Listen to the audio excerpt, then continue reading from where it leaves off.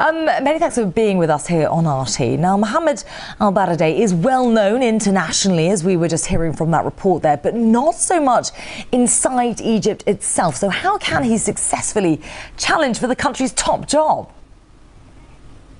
Well, I think Mohammed ElBaradei's belated attempt at getting in on this opposition movement, well, it may be too late. He's part of the International Crisis Group, a murky elite group with close ties to Western interests.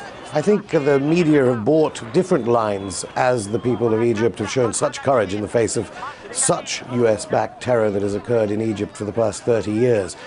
I'm not sure Mohammed ElBaradei really stands as much of a chance as senior analysts are saying. But would you say that the former UN nuclear watchdog would be something of an ideal candidate, as seen by the US, for example? He's tough on Iran and he took a hard line with George W. Bush. Surely that makes him a very attractive prospect for the current US administration. Very much so. I don't know who the Obama administration is trying to kid. They supported Mubarak in the first days after the WikiLeaks, Tunisia, Jasmine revolution and the self-immolation, of course. And the Obama administration closely allied with Mubarak through the Podesta brothers, closely allied with the Democratic Party. And now the Americans slowly turning to someone else that they think that they can presumably buy off. I'm not sure what your correspondents on the ground are seeing in terms of the views of the people themselves. There are big crowds there. They'll cheer different opposition figures. But do the people of Egypt want Mohammed ElBaradei? I think that's doubtful at best. Well, looking at the wider uprisings themselves now, they've drawn some comparisons by some with the so-called colour revolutions of the post-Soviet states. If the US has stirred things up in Egypt, what will its next step be, do you think?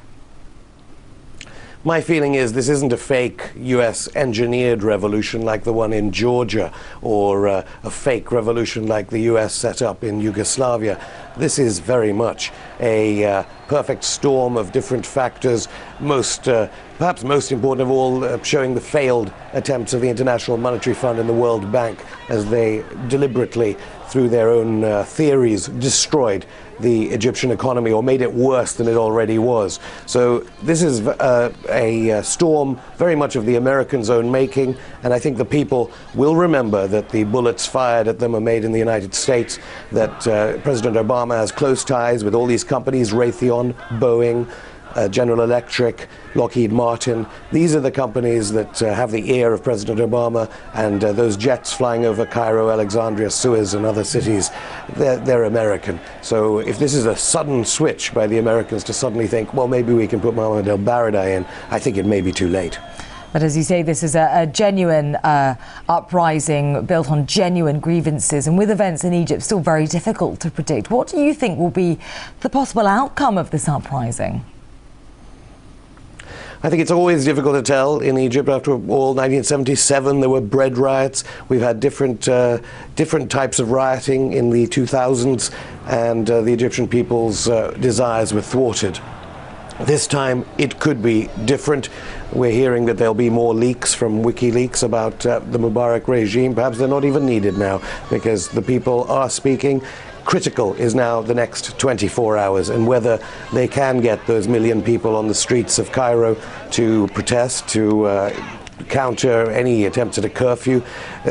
Given what's been happening today, it is amazing that people have such courage and go out of doors when they're told to stay in the curfew. So things are looking up. Can the Americans now hold any power broking here? I'm not so sure. And as for where I'm speaking to you from, Alice, a couple of miles away, Mubarak's son Gamal is supposed to be holed up here in London. Not a very good sign, I think, for those supporting Mubarak now. And of course, the worry for countries within the region is that the scenes that we're seeing inside Egypt could spread throughout the area. What impact do you think that this revolt could have outside of North Africa even?